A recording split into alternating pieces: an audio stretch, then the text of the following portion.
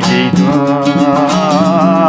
senin yolda direk.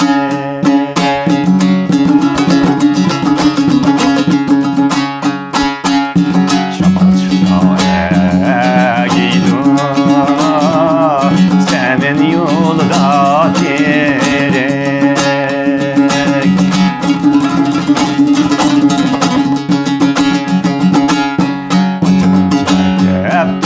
Tutlar Ayşe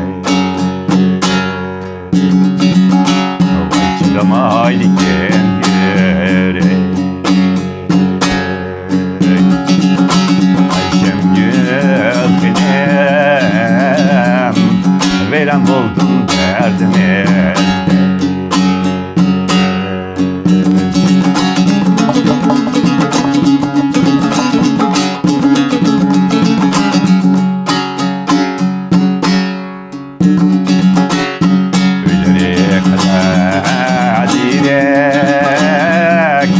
Baray şu yedirek.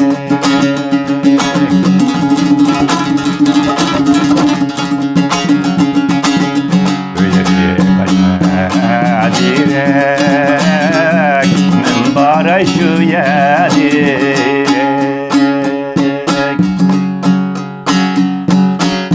Belgisi bostan gerek Ayşe.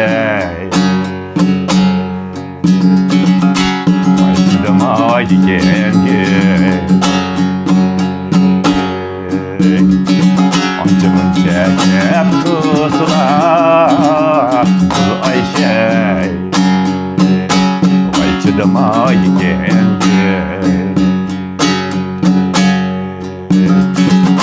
Ayşem gülkenem veren buldum derdim ezdi.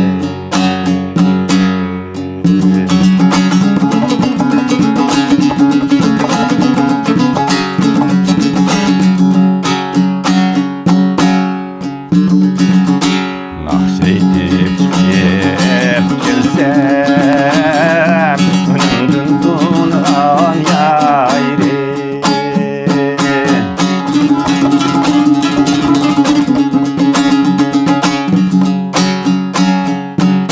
Nakşedip çıkıp gelsem önümden dunan yayri. Derdimni tulatar deyip Ayşem gül rahat görmeyen yayri. Derdimni tulatar deyip Ayşem rahat görmeyen yayri. Ayşem gülkenem veren buldum derdim ezdi. Ayşem gülkenem veren buldum derdim ezdi.